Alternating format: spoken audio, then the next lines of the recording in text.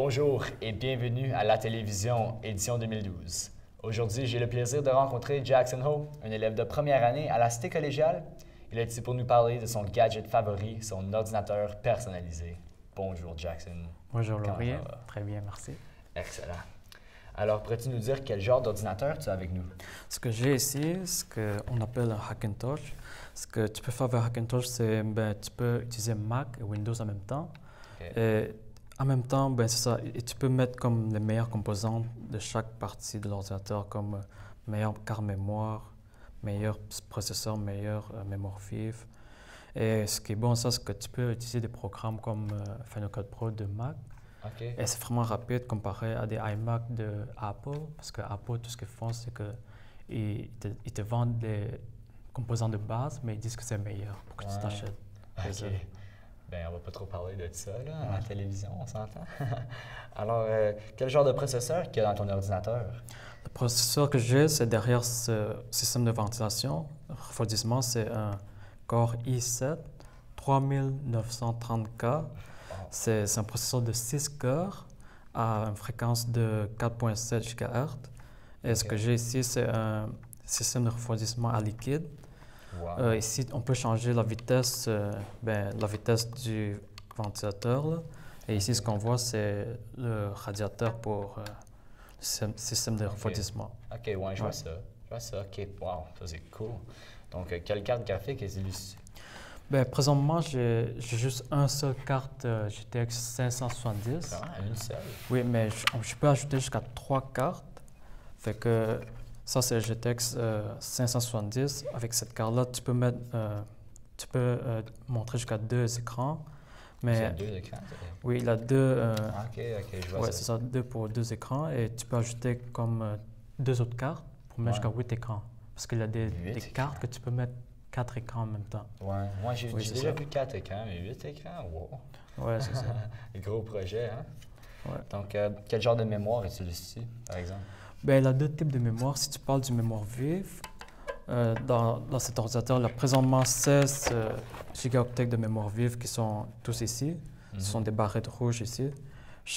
Présentement, chaque barrette contient 4 gigaoctets de mémoire avec une fréquence de 21-33 MHz. OK.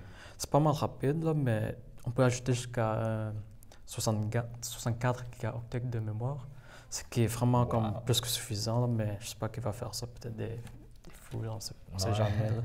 Et le deuxième, c'est on a mémoire flash qui est ici. Avec mémoire flash, ce qu'on peut faire, c'est que ce qu'il y a dedans, c'est le système de Mac et de Windows. Les deux en même temps? Oui, c'est pas mal rapide. Ça, c'est fait par Adata, c'est un 256 gigaoctets. C'est pas mal rapide avec vitesse de lecture de 550 et vitesse d'écriture de 550 mégaoctets par seconde. Cool. Ouais. Puis tu parles de Mac et Windows étant dans ton ordi en même temps? Tu dis, comment ça a l'air à l'écran? Ça a-t-il l'air comme un Mac? Ça a l'air comme un Windows? Oui, c'est ça. Dans l'écran, on peut utiliser Mac seulement. Ou Windows seulement, mais sur Mac, on peut mettre Windows et Mac en même temps. Par exemple, genre on peut avoir comme l'écran de Mac et l'écran de Windows comme séparés, et on peut utiliser les deux en même temps, mais la performance c'est moins fort. Wow, c'est vraiment intéressant ça, Jackson. Mais en tout cas, c'est tout le temps qu'on a pour aujourd'hui parce qu'on a un autre invité à rencontrer après la pause. Elle se nomme Jasmine Breen et elle va nous parler de son cube Rubik's. Malheureusement, on va parler au très... Ouais. Alors, ça va bien passer, je pense.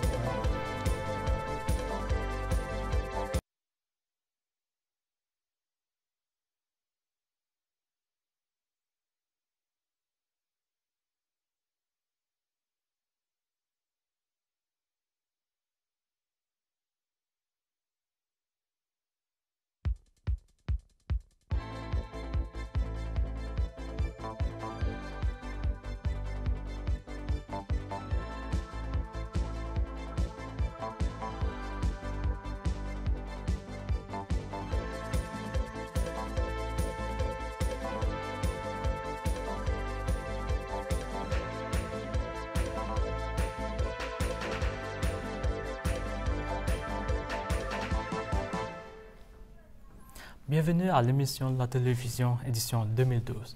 Aujourd'hui, on a Jasmine Bruin qui nous a amené son cube Rubik et qu'elle va nous montrer comment on peut résoudre ce puzzle-là. Mais moi, j'avoue, je n'ai jamais réussi à le résoudre, alors peut-être elle va nous montrer comment le faire.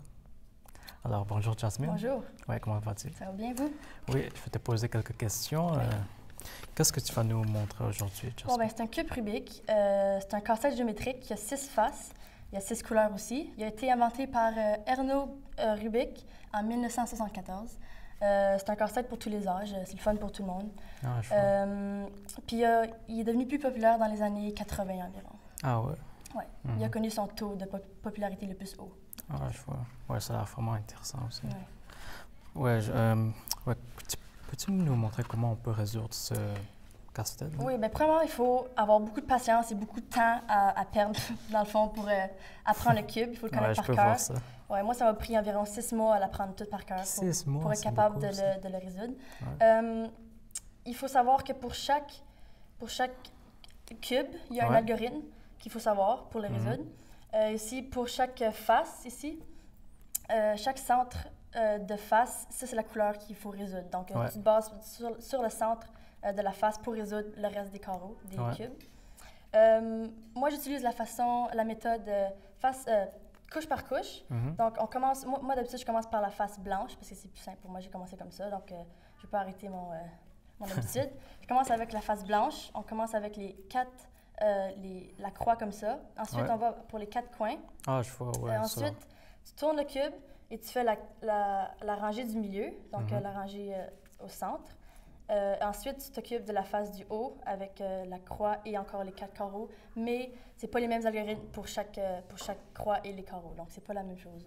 Ouais, vraiment Il y intéressant. a environ des centaines d'algorithmes pour les méthodes différentes. Il y a aussi différentes méthodes. Il y a la méthode 4 coin par coin. Puis ça, c'est une façon plus difficile à apprendre, mais plus vite à résoudre. Ouais. Donc moi, je m'ai contenté de la façon la plus simple. Mais c'est ça. Ouais, je peux voir ça. Ouais. Ouais, c'est très intéressant quand même. Ben, est-ce qu'il y a-t-il d'autres grandeurs ou formes de Oui, cubes? bien ça, c'est le cube original, 3 par 3. Ouais. Bien, 3 par 3 par 3 parce que c'est un cube. Il y a aussi le 2 par 2, 4 par 4, 5 par 5. Il y a le 5 V-Cube. par 5? Oui, 5 par 5. Ouais. Il y a le V-Cube 6, c'est 6 par 6. Il y a le V-Cube 7 qui est 7 par 7 aussi. 7 par 7? Oui, il y a aussi d'autres formes. C'est une pyramide. Donc ça, c'est tous des trucs différents, des algorithmes différents aussi. Ouais. Il y a la sphère, c'est un cercle. Sphère? Oui, il y a plein de sortes Wow. différentes. Il y a aussi des cubes avec des lettres ou des mots que tu peux... ouais. Donc il y a Ouais, vraiment je vois plein de ça. sortes de cubes, là, de formes aussi.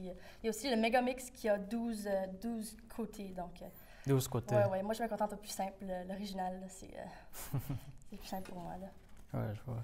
Ben, est-ce que tu sais ce qu'est le record mondial pour résoudre ce cube Rubik-là? Oui, le record mondial, il a été détenu par Felix Zemberg. Le record, c'est 5 secondes et 6 millisecondes. Donc, c'est 5 secondes? vraiment Wow. vite, 5 secondes pour résoudre le cube au complet. Lui, je pense qu'il utilise la méthode plus coin par coin ou une autre méthode que je ne sais pas. Là. Ça se peut qu'il y a plein de méthodes, donc c'est ça. Il a été détenu l'an passé, en 2011, le 25 juin 2011, à un tournoi mondial à Toronto, c'est ça. Oui. Ah, je vois. Oui, merci Jasmine pour nous parler de son cube Rubik. J'espère qu'on va tous devenir des pros en cube Rubik un jour et peut-être même procurer plusieurs cubes Rubik et les vendre aux autres. Ben, c'est ça. À la prochaine et de retour, on a Serge Barrette qui va nous présenter de sa caméra. Alors que...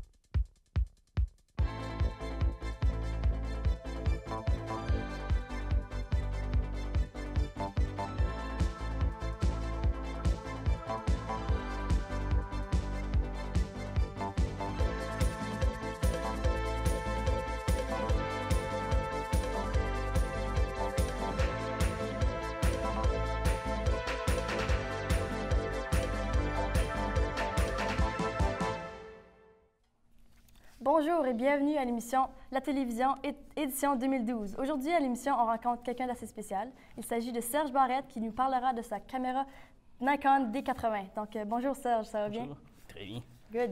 Donc, on va commencer avec la première question. Quel accessoire qui vient avec la caméra? Avec la caméra au début, ça évidemment c'est important de mentionner, c'est le modèle de base qu'on a ici. Le modèle de base vient avec évidemment une lentille, une 18-70 à la base, et aussi avec évidemment une batterie et un boîtier à la base. C'est quoi la résolution de la caméra?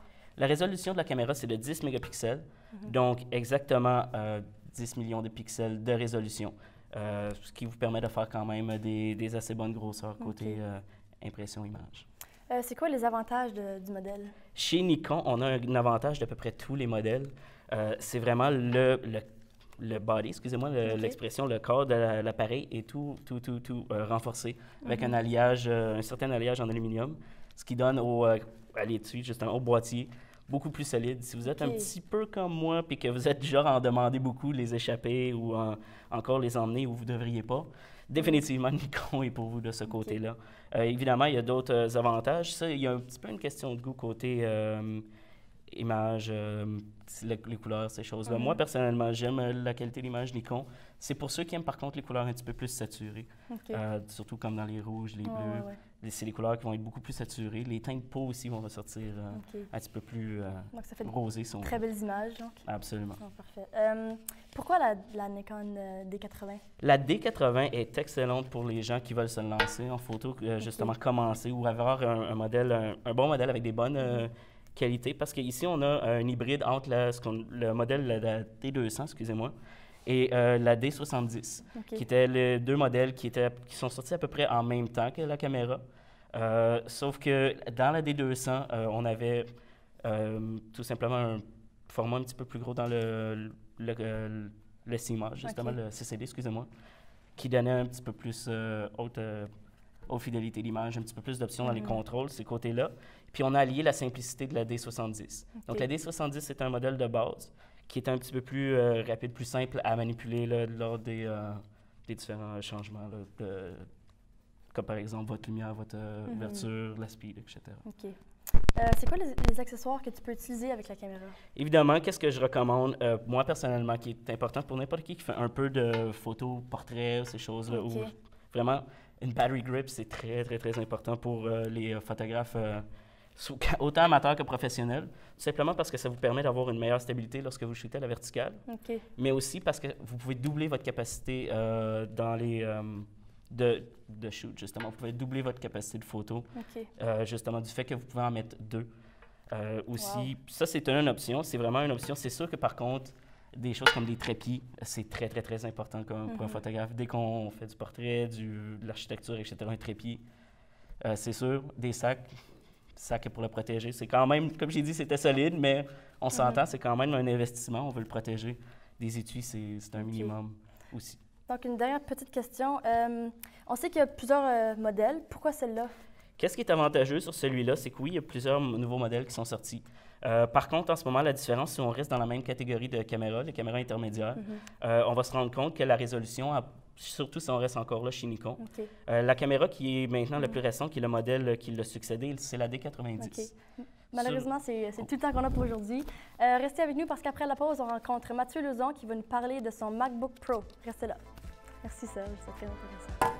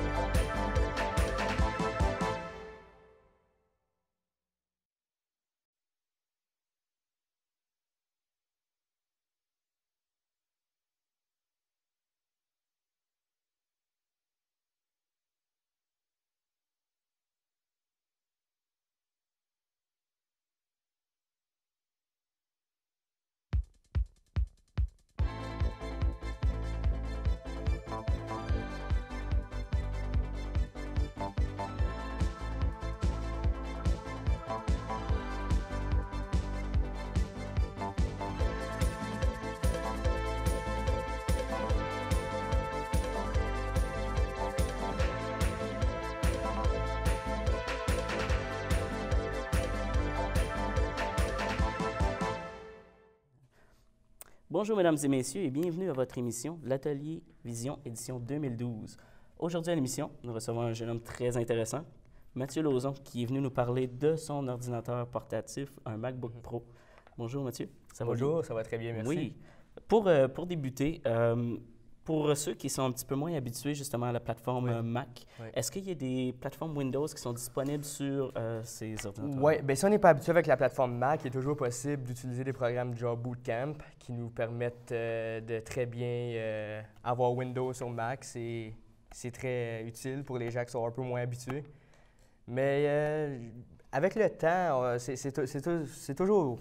On finit toujours par s'habituer à la plateforme Mac. Il y a des différences, mais c'est pas super extrême comme différence. L'été dernier, il y a eu une nouvelle plateforme, un nouveau OS qui est sorti chez Apple, Mountain Lion. Pouvez-vous nous en parler un petit peu? Oui, bien sur Mountain Lion, il y a plus de 200 modifications qui ont été faites, dont une des plus grandes, ce serait le App Message, qui nous permet de contacter quelqu'un qui a un iPhone, donc iMessage, de notre ordinateur. Donc, c'est très commode puisqu'on peut commencer une conversation facilement avec notre ordinateur. On part à quelque part, on amène notre cellulaire avec nous, on continue la conversation. C'est très, très commode. Plusieurs modèles de MacBook Pro existent en différentes... Vous nous en parlez un petit peu? Et quel modèle vous nous présentez aujourd'hui? Ici, on a le 13 pouces. C'est disponible à 3 grandeurs, donc 13 pouces, 15 pouces et 17 pouces. Les 15 et 17 ont un processeur un peu plus puissant que celui-là. Ça, c'est le modèle de base, 4 GB de RAM, 500 GB de hard drive. Donc, c'est ça, processeur i5. Et il y a aussi le 13 pouces avec écran Retina qui est sorti dernièrement. Auparavant, on avait juste les 15 pouces et les 17 pouces avec écran Retina, puisque c'est une très grosse définition. C'est plus dur à faire sur un plus petit écran.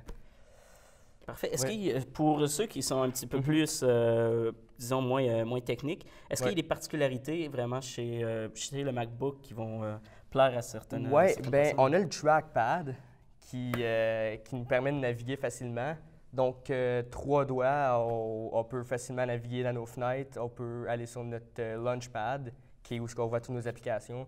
Et ce sera un peu inspiré du OS de iPhone pour le Launchpad. Donc, on a différents folders. On peut tout regrouper ensemble. C'est très, très facile à naviguer. Très bien. Parfait. Et pour ceux aussi qui ont, justement, beaucoup de gens ont des iPhones, des iPads, dans le fond, beaucoup de produits d'Apple. L'avantage d'avoir un Mac avec ces appareils-là, si on peut... on a iCloud qui est très bien.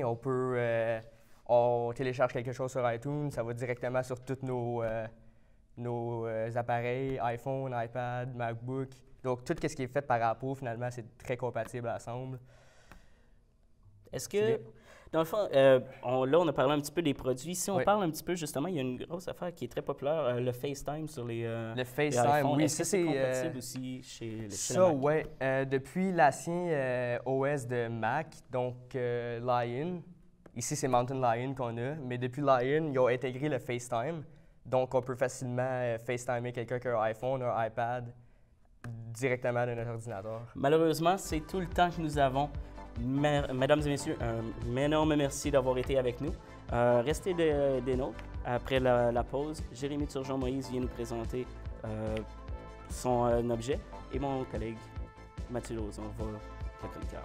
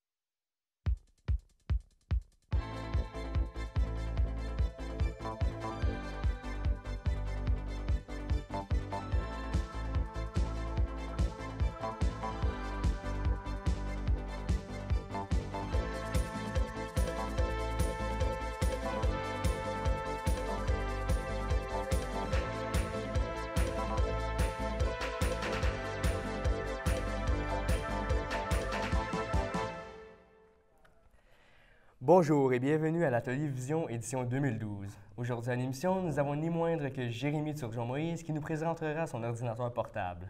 Donc bonjour Jérémy, ça va bien? Oui, vous, ça va? Oui, ça va très bien, merci. Parfait.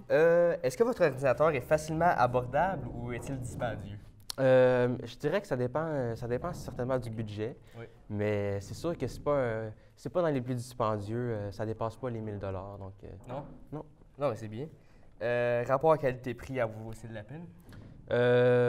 oui, je dirais que c'est quand même un bon ordinateur. Mhm. C'est sûr que, comme tous les autres ordinateurs portables, il finit par se dégrader. Là. Ah ouais. C'est sûr que ça finit par arriver, mais à part de ça, c'est vraiment un bon ordinateur portable qui va bien. Oui, c'est bien.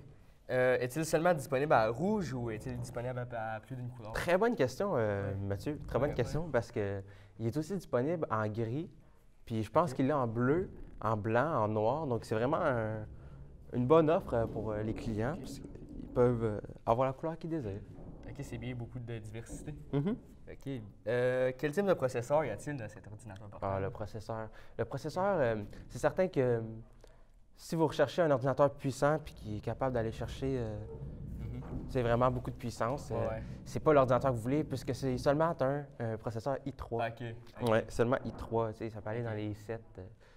C'est ça. Fait que Ouais. c'est i3. OK. Et le programme de base qui était installé, était-il Windows 7 ou une version antérieure? Ah oui, c'était Windows 7. Ouais. Ouais. OK. Chaque fois que comme il est pas si vieux, c'était vraiment Windows 7. OK, c'est bien. Est-il muni d'une webcam ou d'une caméra du genre? Oui, il est muni d'une webcam là, juste en haut de l'écran. Ouais. Puis la qualité n'est pas terrible, mais ça fait l'affaire. OK, c'est bien. Environ combien de temps peut-il durer sa batterie? Je dirais un bon 2 heures. 2 heures? Un bon OK, 2 heures. C'est pas mal. Ouais. C'est bien. C'est bon. C'est bien, c'est pas si pire. Quel groupe d'âge, selon vous, apprécierait le plus cet ordinateur? Je dirais soit les jeunes enfants, peut-être de 7 à 18 ans, 19 ans. OK, Puis c'est peut-être bien. après ça, lorsqu'on est plus dans un adulte avancé, OK. tu sais, vers la trentaine et tout ça. Ouais. Ouais. Donc, c'est disponible pour tous les âges. Ouais. Un grand public cible. Mhm. OK. Est-il facile de transporter? Est-il léger ou lourd? Il est assez lourd, honnêtement. Ouais, ok. Présentement, je suis en train de me faire des muscles à le tenir. OK, Tellement que bien. Ah ouais, c'est quand même lourd, mais j'imagine. pas à un tel point où ça peut nuire. OK, c'est bien. Le clavier, lui, est-il facile à utiliser? Ah oui, c'est dans mes préférés, ceux qui Ouais. sont plats, là. OK, ouais. Donc, c'est un clavier qui... OK. Les doigts glissent bien dessus. Est-ce qu'il est illuminé, le clavier? Y a-t-il, Non, non, il non, est- OK. Non. Et vous, avez-vous été à la nouvelle version de Windows, donc Windows 8? J'ai pas encore testé la nouvelle version, OK. De OK, Windows. OK. mais c'est certain que ce serait quelque chose qui m'intéresserait, Ouais. étant un grand fan de Windows. Ouais. Vous aussi, je crois. Ouais, Ouais. très... Donc, vous possédez vous-même un ordinateur avec Windows. Ouais. Oui, c'est ça. Ouais. Ouais. Donc, qu'est-ce que vous faites avec votre ordinateur? Est-ce que vous jouez à des jeux? Est-ce que Euh, vous surfez plus sur Je le vais web? je vais sur Facebook, OK. des petits trucs comme ça, OK. Twitter. Twitter? Vraiment OK. de Donc, base. beaucoup Je de joue à- réseaux sociaux? Beaucoup de Ouais. réseaux sociaux. Ouais. Je regarde des films, des trucs Donc, comme vous aimez ça. ça, vous connectez avec les gens. Vous Oui. connectez, c'est très bien. Ouais, je suis un connecté. Donc, malheureusement, c'est tout le temps qu'on avait pour aujourd'hui. Merci beaucoup, Jérémy, d'avoir été ici avec nous. Ça fait plaisir. Et à la prochaine émission, nous aurons Xavier Bélanger qui nous présentera son ukulélé. Donc, au nom de toute l'équipe, je vous remercie grandement d'avoir été à l'écoute. Et merci. Merci.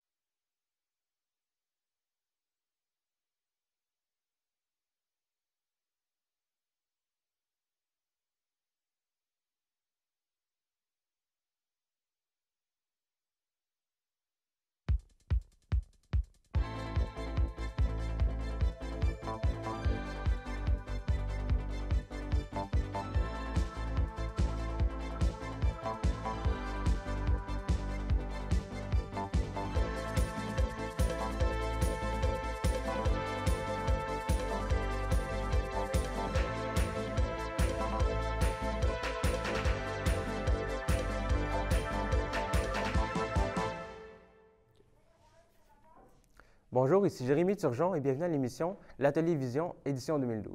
Aujourd'hui à l'émission, j'ai le plaisir de recevoir Xavier Bélanger qui vient me parler de son ukulélé de la compagnie Mahalo. Alors bonjour Xavier. Bonjour Jérémy, ça va bien? Ça va très bien et vous? Ben, merci pour m'avoir cette émission. Parfaitement. Alors sans plus tarder, on va débuter. Alors dites-moi Xavier, expliquez-moi quel est votre objet? Ben, mon objet, c'est direct ici. C'est un ukulélé. D'accord. Un ukulélé, c'est un instrument à bois, comme on peut voir, c'est du bois. Ouais. Et c'est un instrument à 4 cordes, comme on peut compter 1, 2, 3 et 4. C'est un instrument qui est originaire de l'Hawaï. OK. Et l'Hawaï, c'est situé où ça? C'est une petite île, maintenant appartenant aux États-Unis, donc c'est parti des États-Unis, mais c'est une petite île sur la côte ouest des États-Unis, sur l'océan. Ah d'accord, je vois le genre. C'est bien. Et un ukulélé, à part avoir 4 cordes, c'est quoi en gros? Mais en gros, c'est ça vraiment un instrument à 4 cordes. Autre que ça, le terme ukulélé, je ne sais pas si ça a une significance avec les tribus originaires qui ont créé le ukulélé, mais son origine, c'est que c'est un hybride entre une hache et une guitare. Crois-le ou non. Expliquez-moi. Ben, si on prend cet instrument et on renverse de bord, de ce sens-ci, on peut voir que comme une hache, ça a une manche un peu plus mince avec un corps ici un peu plus gros. D'accord. C'est vraiment là qu'ils ont eu cette idée-là. Ça a devenu un instrument pour les Hawaïens. Puis pour plusieurs années, c'était pas très populaire. C'était juste un instrument de base. Mais au Canada, en 1950, il y avait un professeur de musique qui a décidé d'acheter des ukulélés pour ses élèves parce qu'ils étaient petits et ça coûte moins cher. Ah, d'accord. Et comme ça, la popularité s'est vraiment grandie. Ça se transporte mieux et tout. Ah, d'accord, c'est bien. Et c'est intéressant, mais pouvez-vous m'expliquer quel genre de musique ça joue, ce ukulélé-là?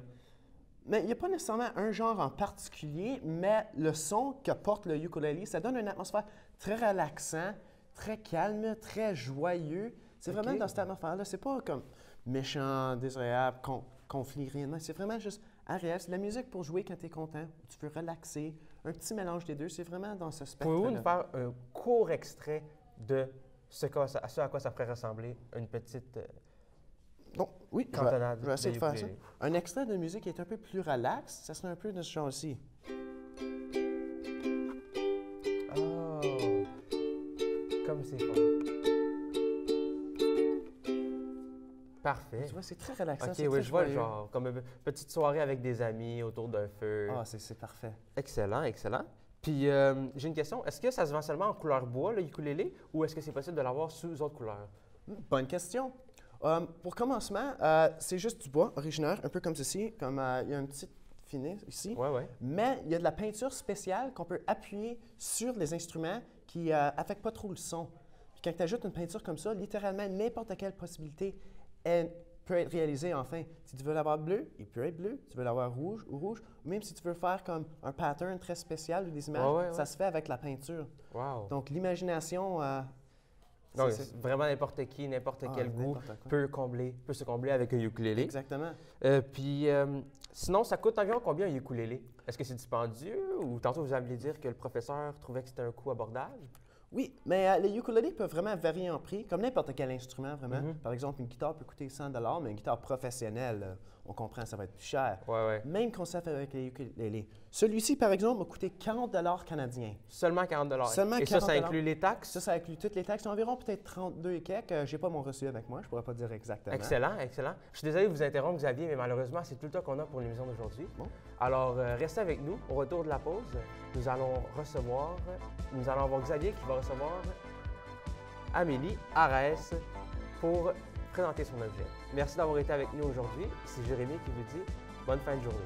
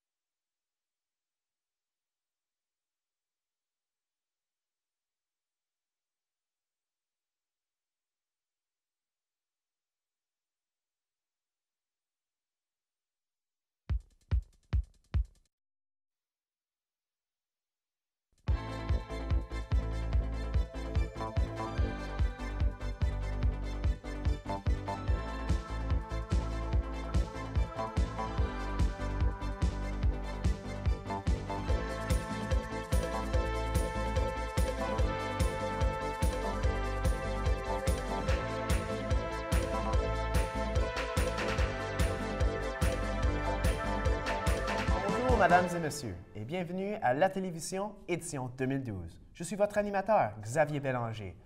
À chaque semaine à cette émission, nous avons une révision de nouveaux produits. Cette semaine, nous avons Amélie Arès qui va nous présenter son produit de la semaine. Bonjour Amélie. Bien, bonjour. Ça va bien? Bien, toi? Merci pour venir à cette émission. Bien, ça me fait plaisir. Pourrais-tu nous présenter c'est quoi l'objet de la semaine? Oui, en fait, moi, j'ai acheté environ 1 an cette tablette-là. C'est la tablette des 6, qui est une tablette mix portable, mini portable aussi, qui est très pratique. Puis, j'aimerais qu'on attire l'attention sur le nom de la tablette. Ça s'appelle iPad. Ah! Un beau jeu de mots comparé au produit fameux. Exactement, avec le compétiteur iPad. Donc, on peut voir que c'est un petit peu ironique de leur part. Là. Mais non, c'est cocasse. Ouais, parfait. Et donc, c'est quoi vraiment la différence entre sa tablette site et le restant de la compétition? Par exemple, le fameux iPad. Oui, mais en fait, celle-ci, qu'est-ce qui est différent avec le iPad? Premièrement, quand vous l'achetez, vous pouvez l'acheter avec le clavier inclus dedans, comme ça. Wow. Donc, c'est déjà un avantage comparativement au iPad qui est vendu tout seul. Aussi, on peut voir que sur les côtés, autant du clavier ici que de la tablette, on a des entrées USB, on a des entrées SDI pour des petites cartes SD aussi pour ajouter de la mémoire. Puis vraiment aussi un HDMI dans la tablette ici pour pouvoir ajouter encore de la mémoire là, puis rendre l'appareil beaucoup plus performant. Donc ça, c'est vraiment le fun pour ça. Là. Oh, mais excellent. Et en quoi ça pratique cette tablette? Comme c'est quoi les utilités d'avoir une tablette par rapport à un ordinateur régulier? Bien, ça veut pas, c'est très petit, hein? Donc, ça se met dans une sacoche pour les filles, une grosse sacoche passe-partout, ça rentre dedans, un sac, ça prend pas de place. En plus, bien, si on n'a pas besoin, on veut pas avoir le clavier, ça ne tente pas, on tire ça comme ça, et voilà, j'ai la tablette en main. Puis, encore comme l'iPad, ça va changer de côté comme ça. Je peux swiper d'un côté puis de l'autre, aller chercher mes jeux que j'aime, mes livres, tout ce que je veux finalement. Puis, après, bon, j'ai besoin d'écrire un dossier, on remet ça sur le clavier et voilà, je suis prête pour taper un texte, peu importe. Bien, vous avez impressionné, c'est un produit extraordinaire. Écoute, nous avons vu l'extérieur du produit, l'extérieur de la tablette. Mais peux-tu me parler des programmes un peu à l'intérieur? Qu'est-ce qu'on peut faire vraiment avec cette tablette? Oui, c'est ça. C'est pratique autant pour le plaisir étudiant ou travail, parce qu'à l'intérieur, il y a les programmes Polaris Office, qui est finalement similaire à Windows. Donc, à Word, on a un Word, un Excel, PowerPoint qui est intégré dedans. Donc, on peut faire facilement des documents ici, le transférer à l'ordinateur au besoin, si on a besoin d'être plus à l'aise sur un plus gros écran. Des fois, ça peut être compliqué. Donc, pour ça, c'est un avantage. Puis aussi, mais comme Apple, ça, c'est de base un Android. Donc, on a le marché Android où on peut se procurer des jeux, on peut avoir des films, des livres, des magazines, des journaux, si on veut. On peut s'abonner là-dessus. Puis, c'est ça, des jeux comme... Donc, il y en a de la variété, c'est ça. Bon, une petite dernière question avant l'émission termine. Oui. Vous avez ça pour environ 1 an. Est-ce que vous suggérez procurer ce produit par rapport aux autres produits? Oui, moi, je l'apprécie beaucoup parce que pour le prix, c'est un bon placement finalement. Là. Parfait. Mais merci beaucoup. Malheureusement, c'est tout le temps que nous avons aujourd'hui sur l'émission, mais restons avec nous parce que la semaine prochaine, nous allons voir Amélie Arès qui va être avec son chroniqueur Olivier Gagnon qui va parler d'un produit extraordinaire. C'est un nouveau ordinateur portable. C'est bon, hein? C'est super bon. Ça a très bien été l'émission, je vais pas parler trop.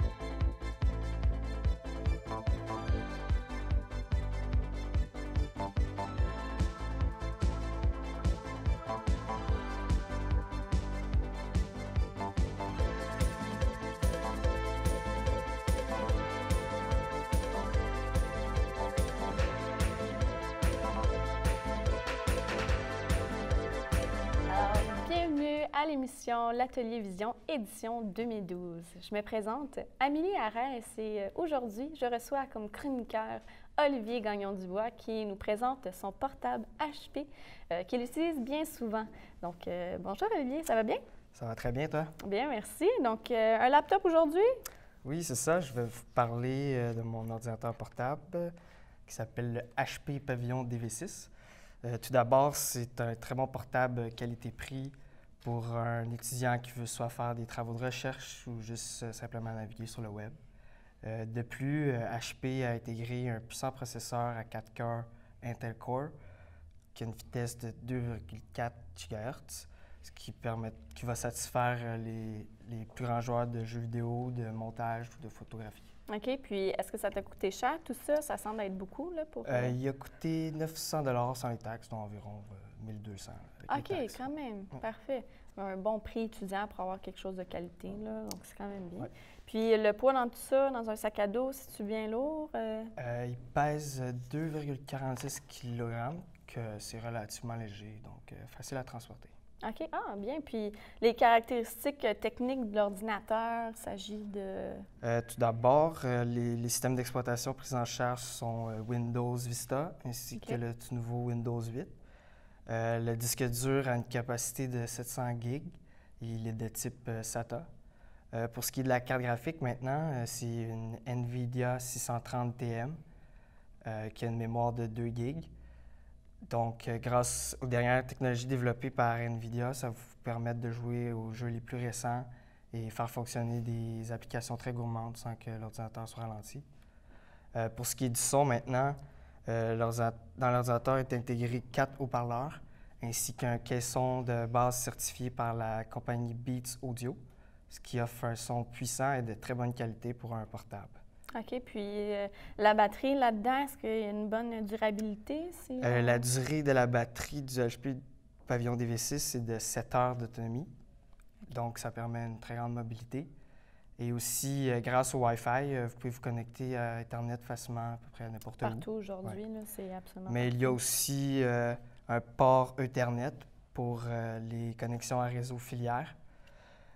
Si vous voulez connecter l'ordinateur à un autre moniteur ou à un téléviseur, il y a un port VGA ainsi qu'un port HDMI. Maintenant, je vais continuer à l'intérieur de l'ordinateur.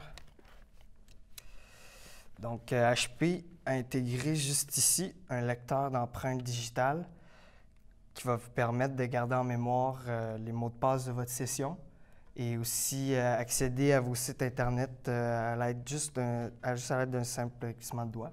Ah, oui. Je dois avouer que depuis que je l'ai acheté, c'est mon option préférée. Pour l'écran, maintenant, c'est un écran HD LED Bright View. Sa résolution est de 1366 pixels par 768 lignes. Il y a ici une webcam TrueVision HD.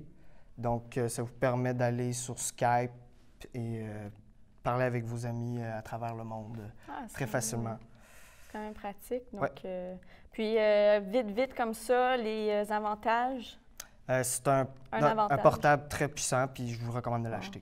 Bien, merci beaucoup, Olivier. Donc, c'était tout le temps qu'on avait pour aujourd'hui. Donc, restez là.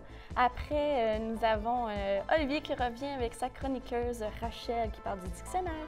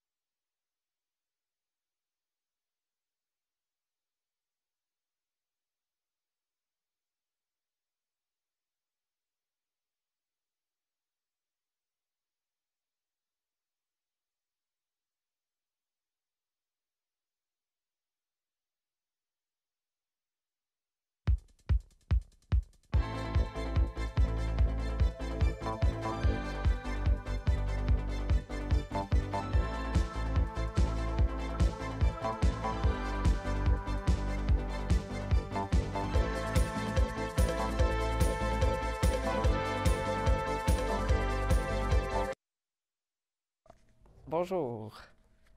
Bonjour, mon nom est Olivier Granddubois et bienvenue à l'émission La Télévision édition 2012. Aujourd'hui à l'émission, nous recevons notre chroniqueuse Rachel Croteau qui nous présentera et nous révélera les merveilleux secrets du dictionnaire. Bonjour Rachel, ça va bien? Bonjour, oui, et vous? Oui, très bien. Donc, tout d'abord, vous allez nous parler du dictionnaire. Oui, en effet. Donc, il y a beaucoup de dictionnaires et puis tout le monde connaît ce qu'est un dictionnaire. On ne se le cachera pas. Tout le monde l'a déjà utilisé à un quelconque moment dans sa vie, en français, à l'école, etc. Mais il n'y a pas grand monde qui savent toutes les facettes du dictionnaire. Les gens connaissent surtout le côté, justement, des définitions, les petites pages jaunes au milieu du Larousse, rose, pardon, les petites pages roses au milieu du Larousse. Donc, c'est ça. Aujourd'hui, ce qu'on va faire, c'est qu'on va apprendre à connaître le dictionnaire plus en profondeur. Parfait. Et il existe aussi plusieurs types de dictionnaires. Comment savoir quel dictionnaire est le préférable d'utiliser lors de travaux de recherche, ou, par exemple? Oui, donc dans le fond, pour la correction, je vous conseille énormément le dictionnaire multi. Pourquoi? Parce que à l'intérieur, vous avez la conjugaison des verbes, vous avez la syntaxe des phrases, vous avez les anglicismes également. C'est très intéressant justement pour ça. Il y a toute la correction de la langue française là-dedans, donc c'est vraiment très détaillé. Si vous voulez seulement trouver des définitions rapidement, le Larousse, c'est l'outil, le dictionnaire approprié pour les définitions, puis également les sens ou les proverbes. Les proverbes, justement, les petites pages roses au milieu du dictionnaire. Puis les noms propres également, parce que dans la deuxième partie du dictionnaire, justement, il y a les noms propres avec les personnes qui ont marqué l'histoire d'une quelconque manière. Mais c'est ça. Aujourd'hui, ça va être le multi qu'on va parler. Donc, le multi, justement, qui se prête énormément à la correction des verbes. Donc, c'est un ouvrage comme assez massif, comme un dictionnaire. Donc, c'est ça, c'est vraiment intéressant pour ça. C'est un outil aussi assez complet. Oui. Vous avez trouvé aussi une manière intéressante d'expliquer aux jeunes enfants comment utiliser le dictionnaire. Quelle est-elle? Oui, donc dans le fond, c'était plus ma professeure de 6e année au primaire qui m'avait montré ça. Donc, on séparait la classe en deux groupes. Donc, c'était la première, on écrivait une phrase au tableau, puis c'était le premier groupe qui trouvait la définition avec le bon sens de la phrase qui remportait les points. Puis à la fin, on accumulait les points, puis il y avait une récompense. Donc, ça stimulait les jeunes à travailler en équipe. Puis également, ça les initiait à l'utilisation du dictionnaire. Donc, c'est un jeu très intéressant. Puis, on embarque facilement dans le jeu. Les jeunes ils adorent ça. D'accord. Et on sait qu'au fil des années, les définitions changent et se peaufinent. Qu'est-ce qui détermine quels mots seront dans le dictionnaire? Oui, donc il y a un comité de la langue française qui s'occupe de ça. Donc, ce comité-là, dans le fond, ils se réunissent à chaque année. Puis, ils jasent, ils discutent de justement tous les mots, des statistiques sur la langue. Puis, ils décident donc de quels mots seront dans les dictionnaires, quels mots seront retirés également. C'est très intéressant pour ça. Pour avoir assisté à une de leurs réunions, c'est un niveau de QI assez élevé, je vous dirais, pour les mots, oui. Donc, c'est ça, c'est extrêmement intéressant comme... Parfait. Bien, malheureusement, c'est tout le temps qu'on a. Merci, ce fut très intéressant, Rachel, et nous en savons dorénavant beaucoup plus sur le merveilleux dictionnaire. Restez à l'écoute de la télévision édition 2012, car tout de suite après la pause, nous recevons Frédéric Rousseau, qui nous parlera de son ordinateur portable.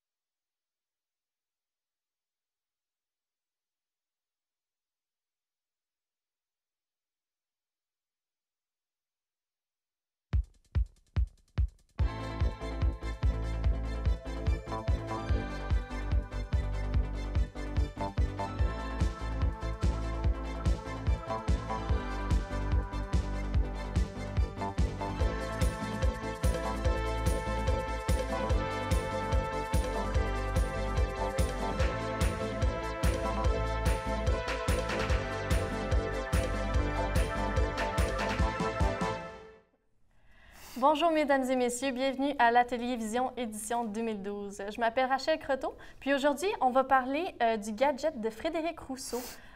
Donc, son gadget, c'est un ordinateur portable dont tout le monde se sert également, lui, souvent. Donc, bonjour Frédéric. Bonjour. Ça va bien? Ça va super bien, vous? Oui, merci. Donc, quelle sorte d'ordinateur est-ce que c'est? Alors, c'est un Dell Inspiron 15R Special Edition. C'est beaucoup de mots pour dire, Oh, en wow. fait, parce que Dell a une lignée d'ordinateurs qui appelle les Inspiron. Puis celui-là, c'est le dernier de la ligne. Maintenant, ils viennent de changer de modèle. Ils sont allés au XPS. C'est pas un Ultrabook, donc c'est pas les choses les plus minces ou portables, mais c'est tout de même assez léger. Ça pèse environ 2,5 kg. Fait que c'est relativement léger. C'est mieux qu'un ordinateur que tu aurais à la maison. Oui, ça, Mais c'est pas aussi portable qu'un Ultrabook, justement. OK. Puis, qu'est-ce que tu penses du look de l'ordinateur, toi? Le look est assez... C'est sûr que c'est pas un Mac. C'est pas rien de designer ou de rien de très populaire, mais c'est fonctionnel, ça marche, c'est solide. Puis ce qui est plaisant avec les Dell, c'est que justement, le dessus, tu peux l'enlever et l'interchanger. Fait que si tu n'aimes pas le style de l'extérieur du boîtier, tu peux juste le changer. Donc, tu peux changer les couleurs. Oui, tu peux mettre même tu peux en commander des faits sur mesure qui vont avoir des designs à ton choix. Là. Ah, c'est très intéressant, ça. C'est bien utile. Quand ça vient à la résolution d'écran, comment est-ce que c'est? L'écran comme tel est un écran de 15,6 pouces. OK. Il a la résolution de 1080p, ce qu'on sait qui est en ce moment la meilleure, le mieux que tu peux avoir. Ce qui est vraiment plaisant justement avec le 1080p, c'est que c'est un rétroéclairé LED. Fait que c'est pas trop énergivore pour ça, ça pourrait être pire. Tu peux ajuster justement l'intensité lumineuse du fond d'écran, tu peux changer l'intensité lumineuse du clavier. Puis avec le lecteur Blu-ray, pour de vrai, les films sont vraiment magnifiques. C'est pas mal ça pour l'écran. Donc, tu peux l'ajuster aux utilisateurs, donc c'est bien intéressant pour ça. Oui. Est-ce que vous avez quelques statistiques pour nous? Oui, alors ça comporte un processeur Intel i7 quad-core, qu'il appelle pour 4 cœurs. C'est la dernière génération. Il roule en normal à 2,3 GHz, mais à cause d'un programme super mort appelé Turbo Boost, ça peut aller jusqu'à 3,1. Fait que c'est quand même un laptop assez puissant et assez rapide. Ça te permet d'avoir plusieurs applications ouvertes en même temps. Une autre affaire qu'il y a, ça a un disque dur interne de 1 TB, ce qui est pour un portable bien en masse. Oui. Puis en plus du hard drive, du disque dur d'1 TB, on a un disque dur qui s'appelle Solid State Drive, qui est de 32 GB. Fait que le Solid State Drive, c'est au lieu d'avoir un disque avec un laser qui va aller engraver, c'est juste un genre de un autre processeur, un peu comme un disque dur, qui va faire que lui, ça va s'occuper des boot-up, puis de toutes les... À chaque fois que tu allumes ton laptop, ça va être plus rapide comme ça. OK. Fait que l'ouverture des applications se fait mieux. OK. Puis, est-ce que tu recommanderais à quelqu'un d'acheter cet ordinateur-là? Oui. Surtout, ce qui est le fun avec ça, c'est que pour des personnes qui vont faire beaucoup de multimédia, puis qui n'ont pas nécessairement l'argent pour aller pour un Mac ou des affaires, souvent, ça va être plus cher. Ça fait quand même, à cause de la puissance, puis des logiciels qu'on peut... Photoshop, puis tout ça, tu peux le downloader directement du site web de Dell pour l'avoir sur le laptop. Fait que ça va super bien pour ceux qui veulent faire du multimédia. Tout peut être intégré. C'est sûr que, comme je dis, celui-là, le Dell Inspiron 15R, c'est le top of the line. Fait que le prix pour un Dell est assez haut, mais comparé justement à un Mac, c'est pas trop. Parfait. Mais merci beaucoup. Malheureusement, c'était tout le temps que nous avions. Donc, revenez-nous la semaine prochaine pour une autre émission de la Télévision édition 2012. Donc, ça sera Pascal qui nous présentera son objet, son iPod. Donc, restez là. Une très belle émission à venir.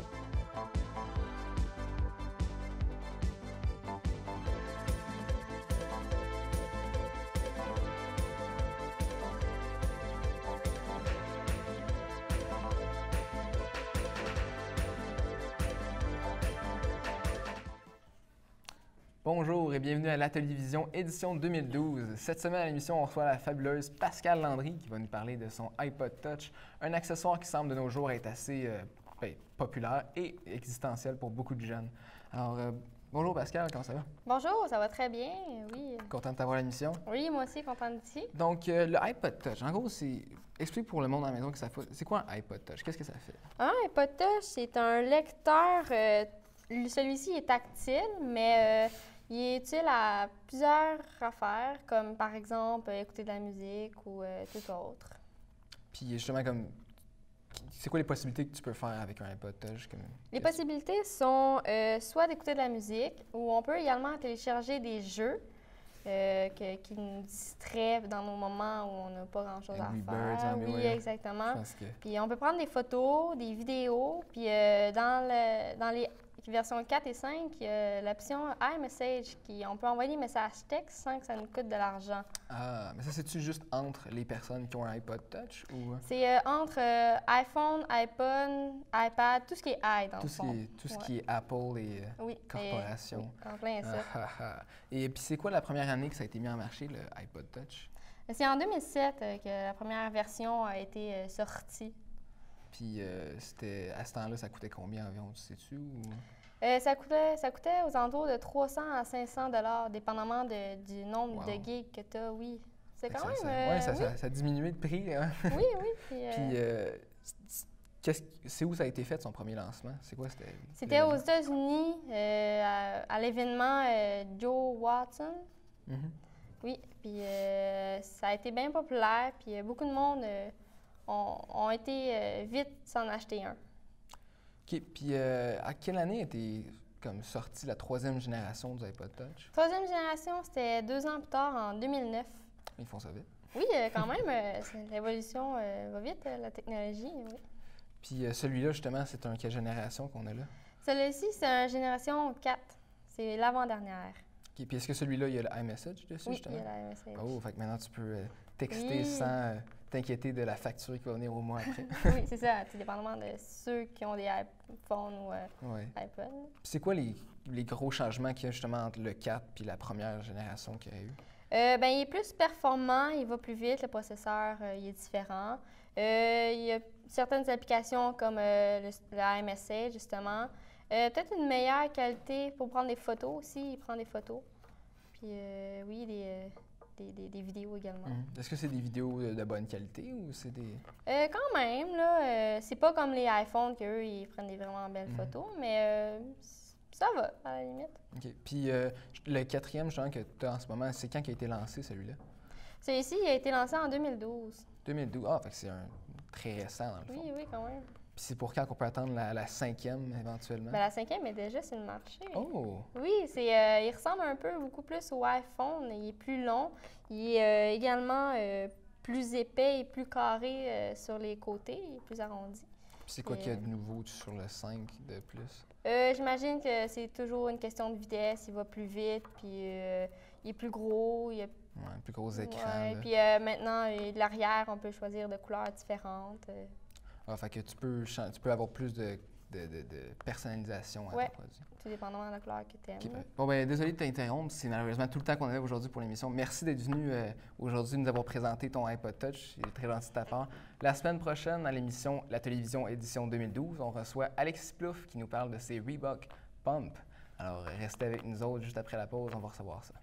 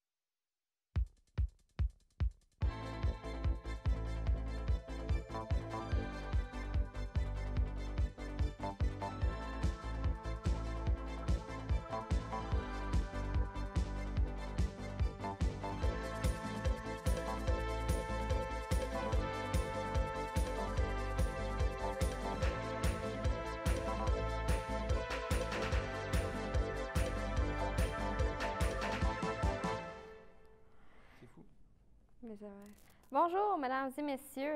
Bienvenue à l'émission L'Atelier Vision, une émission où on apprendra sur un objet de notre invité. Aujourd'hui, nous avons Alexis Plouffe qui nous parlera de ses magnifiques patins Reebok. Bonjour, Alexis. Bonjour. Ça va? Oui, toi? Oui. Alors, pourquoi choisir ce patin plus qu'un autre?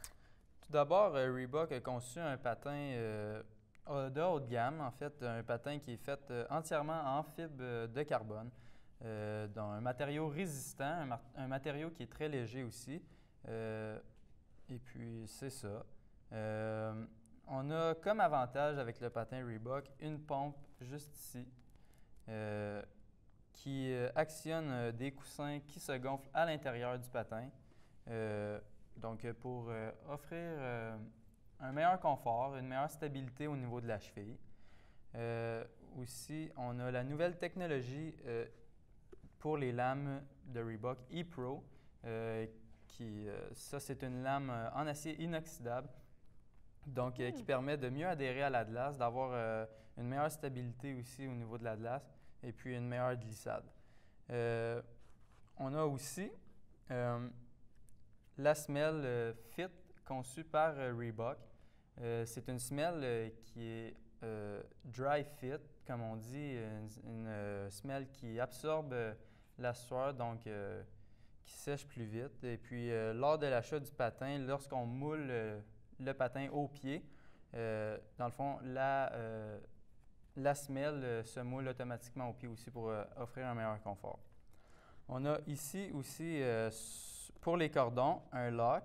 Donc, quand tu attaches tes patins, tu viens locker ici et puis ça permet au cordon de ne pas avoir de lousse. Donc, il reste bien stable.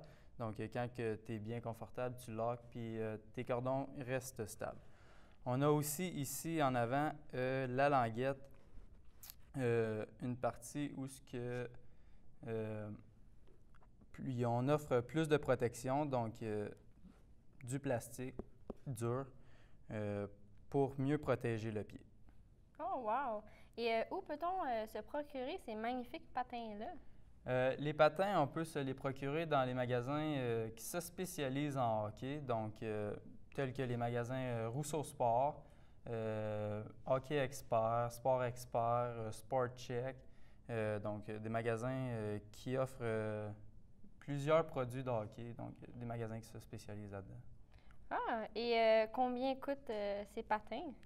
Le patin coûte 399 $, mais spécialement pour la période des fêtes, il est maintenant en vente à 299 $, donc c'est un super bon cadeau à faire dans le temps des fêtes. C'est un bon achat, un bon investissement pour les joueurs de hockey. OK. Et est-ce qu'on peut se la est-ce qu'on peut l'avoir dans d'autres couleurs? Oui, en fait, le patin se fait dans 2 couleurs. On a seulement le noir comme j'ai ici avec moi et aussi un modèle de patin Reebok blanc. Et c'est quoi la réputation de les Reebok? Reebok est reconnu mondialement, en fait, sponsorisé aussi par Sidney Crosby et Pavel Datsyuk, des joueurs qui sont très bons au niveau de la Ligue nationale. Donc, ça a beaucoup d'influence sur les jeunes joueurs. Ah, et bien, merci. C'était tout. C'était très intéressant. Des magnifiques patins. La mission prochaine, on aura Laurier Lachance qui nous présentera son magnifique objet lui aussi. Et merci, c'était tout. Au revoir.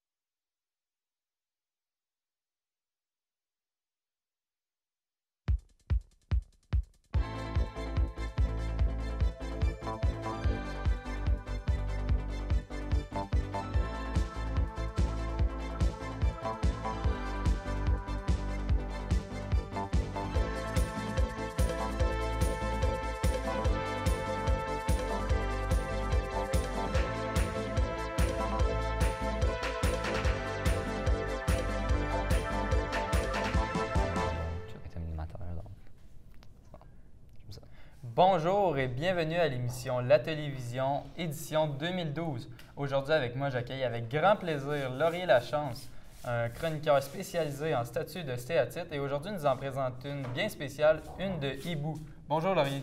Bonjour. Comment ça va? Très bien, ça fait plaisir d'être ici. Merci. Vous avez un très beau hibou. Comment se nomme-t-il? Ce hibou ici, je l'ai nommé Hedwig.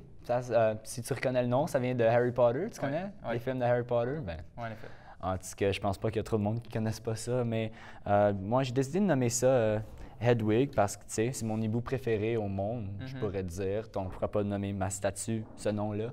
L'affaire, c'est que plus tard, j'ai réalisé que Hedwig, dans Harry Potter, c'est une chouette et non pas un hibou. Mais, tu sais, personne ne connaît la différence vraiment. Donc, ben, c'est ça, j'aime le nom, puis il va toujours rester. Alors, si je me trompe pas, la chouette est la femelle du hibou? Non, non, pas du tout. Ben, en fait, c'est ce que moi, je croyais avant.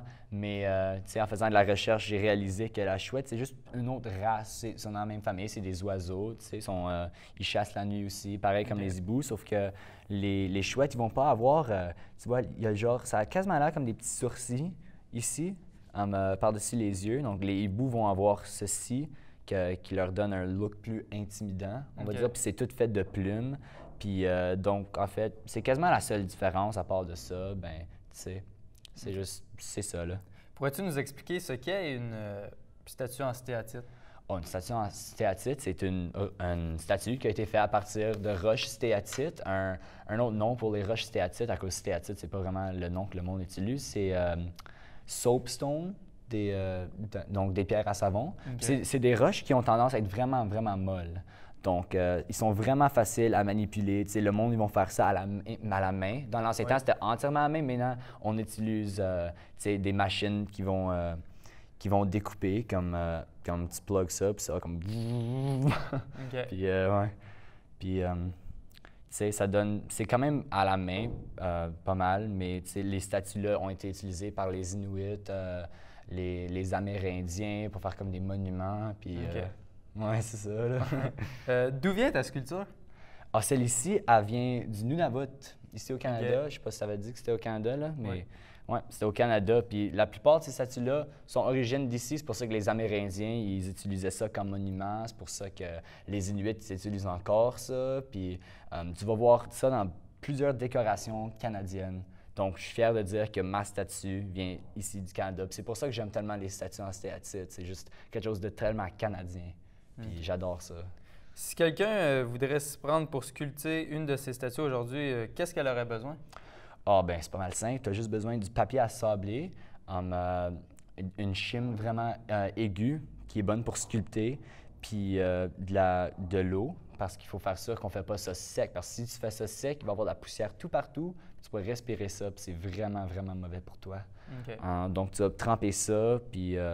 Tu vas prendre le papier sablé, tu vas sabler alentour, puis tu vas commencer par la forme basic que tu veux. Donc, par exemple, ce hibou aurait peut-être commencé comme étant une roche, comme à peu près ça de grosse, on va dire. Puis, donc, la personne qui a fait ça a pris ses chimes, puis, tu sais, ils ont commencé à sculpter petit peu par petit peu, puis rendre ça aussi précis possible. Puis ensuite de ça, ben, tu commences à sabler, puis regarde, si tu veux toucher, c'est vraiment, vraiment smooth. Tu veux toucher à ça? Oui. C'est doux, hein? Oui. Malheureusement, Laurier, c'est tout le temps que nous avons. Soyez des nôtres la semaine prochaine à l'émission La Télévision édition 2012. D'autres invités seront ici à l'émission. Pour plus d'informations, je vous invite à visiter notre site internet au www.lacitec.on.ca. Et sur ce, bonne fin de soirée.